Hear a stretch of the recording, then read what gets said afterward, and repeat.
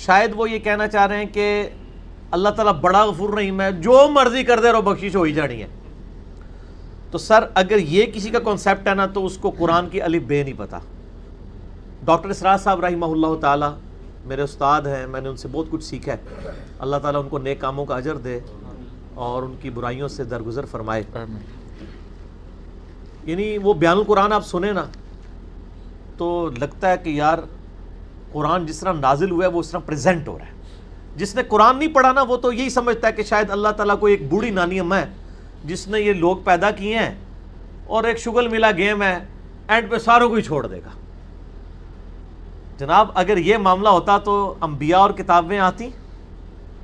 امام محمد غزالی نے کیمیائے سعادت میں لکھا ہے کہ جو علماء ممبروں پہ چڑھ کے لوگوں کو یہ بتا رہے ہیں نا کہ اللہ تعالیٰ بڑا غفور الرحیم ہے، وہ سب کو بخش دے گا چاہے جس طرح کی مرضی زندگی گزارو، وہ اصل میں یہ بتانا چاہ رہے ہیں کہ اللہ تعالیٰ کے پیغمبر جھوٹے تھے نعوذ باللہ، ان کے ساتھ جو کتابیں نازل ہوئیں، یہ اس میں جو وعیدیں آئی ہیں کہ جو نافرمان ہیں ان کو دوزخ میں جھونکا جائے گا، یہ سب کا سب جھوٹ ہے اور وہ یہ صحیح کہہ رہے ہیں. پھر امام غزالی کہتے ہیں ایسے علماء واجب القتل ہیں.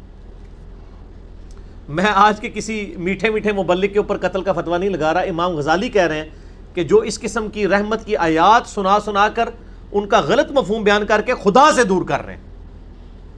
یہ تو یہودیوں کا یہی تو عقیدہ تھا. سورۃ البقرہ میں آتا نا، وہ کہتے ہیں کہ ہمیں اللہ تعالیٰ چند دنوں کے لیے ڈالے گا دوزخ میں پھر نکال لے گا، ہم تو اللہ کے چہیتے ہیں. اللہ تعالیٰ ماتا ہے تم نے کوئی عہد لیا ہوا ہے اللہ سے؟ سورہ بقرہ شروع میں اسی لیے ہے کہ تم سے ایک پہلے تم سے زیادہ لاڈلی امت تھی، اس حوالے سے کہ اس میں زیادہ پیغمبر آئے، 3 کتابیں نازل ہوئیں، تورات زبور انجیل. لیکن جب انہوں نے ہم سے روگردانی کی تو ہم نے دیکھو اسے ضربت علیہم الذلہ والمسکنہ، ان پہ ایسی ذلت اور مسکنت آج تک طاری ہے. تو سر یہ باتیں کرنا تھانے دار والا معاملہ نہیں. قرآن کا اسلوب ہی بڑا سخت ہے، اس میں کوئی شک نہیں. اور میں اکثر بتاتا ہوں 2011 کی بات ہے، ہمارے محلے میں ہی ایک مسجد، یعنی لڑکیوں کا ایک مدرسہ ہے اہل حدیث کا. تو وہاں پہ ایک آنٹی ہیں جو ڈاکٹر فرحت ہاشمی کی کلاس فیلو ہیں، اسٹوڈنٹ نہیں کلاس فیلو ہیں. تو وہ رمضان میں دورہ قرآن کرواتی تھی. تو میں نے اپنی وائف کو کہا، اس وقت 3 بچے تھے، ماشاءاللہ 4 ہیں، میں نے کہا میں بچے سنبھالتا ہوں، تم نہ رمضان میں پورا قرآن گو تھرو کرو. وہ صبح 9 سے لے کے 12 بجے تک ایک پارہ کور کرواتی تھی، پورے رمضان میں قرآن ختم. میں کہا تیری جدی پشتی کسی نے پورا قرآن نہیں ترجمے نال پڑھا ہونا اس طریقے نال، تو تے اللہ دی بندی پڑھ لے. اچھا جب وہ قرآن پڑھ کے مکمل ہو گیا کورس، میں نے اس کو کہا کہ تم نے کیا سیکھا؟ تو اس نے ایک جملے میں کنکلوڈ کیا. اس نے کہا جی مجھے جس خدا کا تعارف کروایا گیا تھا نا اس معاشرے کی طرف سے اور میرے ماں باپ کی طرف سے، وہ خدا کوئی اور ہے، اور جو خدا قرآن میں ہے نا وہ کوئی اور ہے. میں نے کہا کیا مطلب؟ اس نے کہا خدا تو بڑا ڈاڈا ہے. یہ تھانے دار اور یہ وہ اس طرح کے ٹرمز ڈیوائز کر رہے ہیں. آپ ذرا قرآن تو پڑھ کے دیکھیں. قیامت کے دن اللہ نے اپنا نام کیا رکھا ہوا ہے؟ للہ الواحد القہار. لمن الملک اليوم للہ الواحد القہار. آج کے دن کس کی بادشاہت ہے؟ اس اکیلے قہار کی جو سب پہ چھایا ہوا ہے. سورۃ المومن میں آتی ہے آیت، جسے سورہ غافر بھی کہتے ہیں. پھر صحیح بخاری میں حدیث ہے، نبی صلی اللہ علیہ وآلہ وسلم ایک چوراہے سے گزرے، کچھ اصحاب جو ہیں وہ ہنس رہے تھے، آپ رک گئے. آپ نے فرمایا جو کچھ میں جانتا ہوں نا تم جانتے ہوتے تو بہت کم ہنستے، زیادہ روتے. تو نبی علیہ السلام کا تو مبارک زندگی میں تو بڑی سنجیدگی ہے. اگر کوئی یہ سمجھتا ہے کہ بغاوت کی زندگی گزارے، اپنی مرضی کی زندگی، نہ، دنیا جو اللہ کی مرضی کی گزارے گا آخرت پھر وہ اس کی مرضی کی ہوگی. لیکن جو اپنی مرضی کی دنیا گزارے گا آخرت پھر اللہ کی مرضی کی ہوگی، یعنی دوزخ میں. وَلِعَوْذُ بِاللَّهِ تَعَالَى اللَّهُمَّ أَجِرْنَا مِنَ النَّارِ. یہ اتنا معاملہ آسان نہیں ہے. اللہ تعالیٰ سورہ حجر میں فرماتا ہے، اعوذ باللہ من الشیطان الرجیم، نبی عبادی انی انا الغفور الرحیم. اے نبی علیہ السلام میرے بندوں کو خبر دے دو کہ میں بڑا بخشنے والا مہربان ہوں. لیکن پھر ساتھ ہی فرمایا کہ ان کو یہ بھی بتا دو کہ میرا عذاب وہ بھی بہت سخت ہے. بیلنس کرو. باقی یہ ٹھیک ہے، بخاری مسلم کی حدیث ہے کہ نبی علیہ السلام نے فرمایا کہ اللہ تعالیٰ نے مخلوقات کی پیدائش سے پہلے اپنے پاس عرش پہ یہ عبارت لکھ لی تھی کہ میری رحمت میرے غضب پہ سبقت لے جانے والی ہے. لیکن کس معاملے میں؟ باغیوں کے لیے نہ، ان لوگوں کے لیے جو پوری ایفرٹ پٹ کریں پھر بھی ان سے معاملات سیدھے نہ ہو، اللہ کی طرف رجوع لائیں۔ قرآن میں کہیں یہ نہیں ہے کہ ڈٹ کے گناہ کرو، باغی بنے رہو میں توبہ قبول کروں گا۔ قرآن میں ہمیشہ آیا ہے کہ آپ غلطی کر بیٹھو، اللہ کی طرف رجوع لاؤ، اس کے بعد اپنی اصلاح کرو، اللہ تعالیٰ کو بخشنے والا مہربان پاؤ گے۔ اسی پہ میرا مسئلہ نمبر 18 ہے، گناہ کبیرہ اور توبہ کا بیان، اور وہ آیت نمبر بھی 17 اور 18 ہی ہے سورۃ النساء کی۔ میں وہ پڑھ بھی دیتا ہوں۔ اعوذ باللہ من الشیطان الرجیم، بسم اللہ الرحمن الرحیم۔ انما التوبۃ علی اللہ، اللہ کے ذمہ ہے ان لوگوں کی توبہ قبول کرنا۔ کن لوگوں کی توبہ؟ للذین یعملون السوء بجہالۃ، جو گناہ کر بیٹھے جہالت میں، انجانے میں ان سے غلطی ہو جائے، گناہ ہو جائے، ثم یتوبون من قریب، اس کے بعد فوراً توبہ کر لیں کہ یا اللہ غلطی ہو گئی، کو فجر کے بعد لیٹ اٹھا کہ یا اللہ معاف کر دے، کوشش تھی، الارم نہیں سن سکا، میں بھی پڑھتا ہوں مجھے معاف کر دے، اس طرح کا۔ تو جو پڑھے ہی نہ، اوکے جی اللہ تعالیٰ نے کہا میں بڑا غفور رحیم ہاں۔ پورے قرآن میں میرا چیلنج ہے، طارق جمیل صاحب کو بھی میں ان کی بڑی عزت کرتا ہوں، بلکہ سب سے زیادہ میں ہی نے ان کا دفاع کیا ہے جب ان کے خلاف ناسبیوں نے بھونکنا شروع کیا ہے۔ میں ان سے بڑی محبت کرتا ہوں، میں ایسٹ سمجھتا ہوں امت کے لیے ان کو، لیکن میں طارق جمیل صاحب سے پوچھتا ہوں پورے قرآن میں کہاں لکھا ہے کہ باغی رہو تو میں معاف کروں گا؟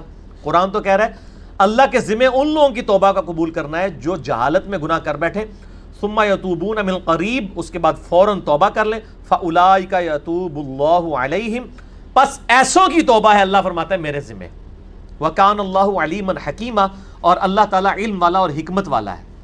علم ہے اس کے پاس لیکن اس کی حکمت ہے، ڈھیل دیتا ہے کہ چلو توبہ کر لیں گے۔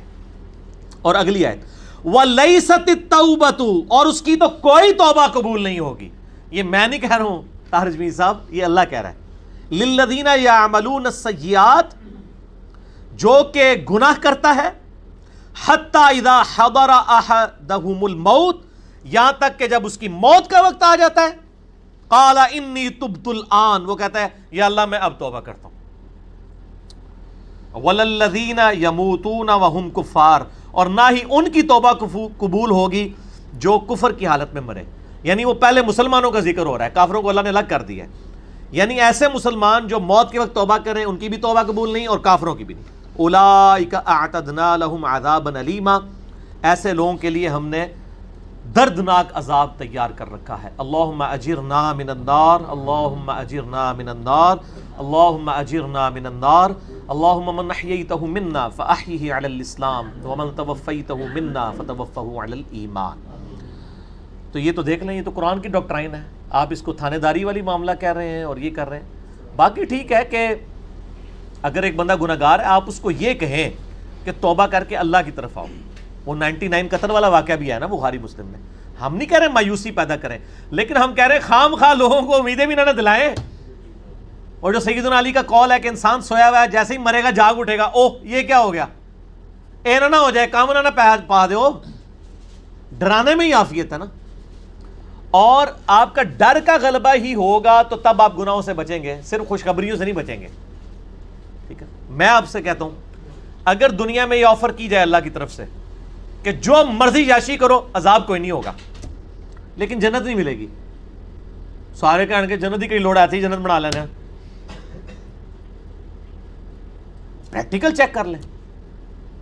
اور اس کے بدلے میں اگر یہ بات کی جائے کہ جی آپ دنیا میں اللہ کی تابع فرمان بن کے رہو، ادروائز آپ کو دوزخ میں جھونک دیا جائے گا، کوئی بچت نہیں ہوگی، تبھی لوگ اللہ کی طرف آئیں گے۔ آپ اگر یہ بھی لالچ لوگوں کو دیں کہ نیک عمال کرو گے تو جنت ملے گی، برے عمال کرو گے تو کچھ نہیں ہوگا، کوئی نہیں کرے گا جب تک آپ ڈر نہیں۔ اور یہ نیک بندوں کی اللہ نے نشانی بتائی ہے، وہ دعا کرتے ہیں ربنا اصرف عنا عذاب جہنم ان عذابها کان غراما، سورۃ الفرقان میں جو مسئلہ 120 ہے، اہل ایمان کی 12 خصوصیات، میں نے پورا لیکچر ریکارڈ کروایا ہے۔ ایک خصوصیت یہ کہ وہ دعا کرتے ہیں اے اللہ ہم سے دوزخ کا عذاب پھیر دے، وہ تو ہمارے گلے کا پھندا بن چکا ہے، لٹکتی تلوار ہے۔ اہل ایمان تو ہر وقت ڈرتے رہتے ہیں۔ اللہم اجرنی من النار کیوں وظیفہ تعلیم کیا گیا ہے؟ جامعہ ترمذی میں حدیث ہے سیدنا عثمان جن کو 3 دفعہ جنت کی بشارت ملی ہے، جب قبرستان جاتے تھے اتنا روتے تھے کہ داڑھی آنسوؤں سے تر ہو جاتی تھی. لوگ کہتے تھے یہ کیا؟ تو انہوں نے کہا میں نے نبی علیہ السلام سے خود سنا ہے کہ قبر آخرت کی منزلوں میں سے پہلی منزل ہے، جس کی یہ منزل کامیاب ہوئی اس کی اگلی آسان ہوتی چلی جائیں گی، اور جو اس میں پھنس گیا اس کی اگلی مشکل در مشکل ہوگی. تو حضرت عثمان کو سمجھ آ گئی تھی یہ تھانے داری والا کنسیپٹ جو آپ نے اس کو نام دیا. ہم تو تھانے داری نہیں کہتے، ظاہر ہے خدا نے دنیا بنائی ہے اور وہ اسٹیبلش کرنا چاہتا ہے کہ لوگ میرے تابع فرمان ہوں. گنڈا گردی کرنے کے لیے تو اس نے دنیا نہیں بنائی ہے. تو یہ بڑا کریٹیکل ایشو ہے، اور اس معاملے میں نا مجھے بڑا دکھ ہوتا ہے اس قسم کے وائزین سے. وہ اللہ تعالیٰ کی رحمت کی آڑ میں لوگوں کو اس طرف مائل کر دیتے ہیں کہ وہ الٹا جنہوں کہتے ہیں نا کہ وہ گاٹے فٹ ہونے والی تعلیمات ہو جاتی ہیں، اس سے لوگ پھر نیگیٹو رزلٹ نکالتے ہیں. آپ بیلنس بیان کریں. ہم کبھی نہیں کہتے کہ آپ جو ہے نا وہ اس قسم کی باتیں بیان کریں کہ جس کی وجہ سے لوگ اللہ تعالیٰ سے متنفر ہوں. آپ دونوں طرف کے مسائل کو بیان کریں. اسی قسم کی آیات جو ہے نا جی وہ یہ آ گئے. سورۃ النحل کی آیت نمبر 119 ہے. ثم ان ربک للذین عملوا السوء بجہالۃ، پھر اس کے بعد تمہارا رب ان لوگوں کے بارے میں جو جہالت میں گناہ کر بیٹھے، جو لوگ ثم تابوا، اس کے بعد وہ توبہ کر لیں، من بعد ذالک، گناہ کرنے کے بعد، واصلحوا، اور اپنی اصلاح کر لیں، ان ربک من بعدھا لغفور الرحیم، بے شک اللہ تعالیٰ اس کے بعد ضرور غفور رحیم ہے. کس کے بعد؟ جو اللہ کی شرطیں پوری کرے گا. کیا شرط ہے؟ جہالت میں گناہ ہوا، پھر اس کے فوراً بعد توبہ کی اور اپنی اصلاح بھی کر لی. خالی چھڑی توبہ نہیں. یا ایھا الذین آمنوا توبوا الی اللہ توبۃ نصوحا، اے ایمان والو اللہ کی طرف ایسی توبہ کرو جیسا کہ توبہ کرنے کا حق ہے. اب یہ ڈاکٹرائن کلیئر ہوگی. جو توبہ کرے وہ اصلاح کرے، ان ربک، بے شک تیرا رب، من بعدھا، اس کے بعد لغفور رحیم، ضرور بخشنے والا مہربان ہے. میرا چیلنج ہے، قرآن میں کہیں یہ نہیں ہے کہ آپ باغی ہو جائیں اسی طرح زندگی گزاریں. ترمذی میں روایت ہے کہ موت کے غرغرے سے پہلے توبہ قبول ہے، لیکن کس کو پتا ہے کہ کس وقت موت کا غرغرہ آ جائے گا. تو اس قسم کی باتوں سے ڈیسیو نہیں ہونا چاہیے. ایسے وائزین کی ان کو بھی سمجھانا چاہیے، اور میں ان سے یہ کہوں گا قرآن پڑھیں تو آپ کو پتہ چلے گا کہ آپ کی یہ ڈاکٹرائن جو ہے وہ بالکل کتاب و سنت کے خلاف ہے. ٹھیک ہوگا جی.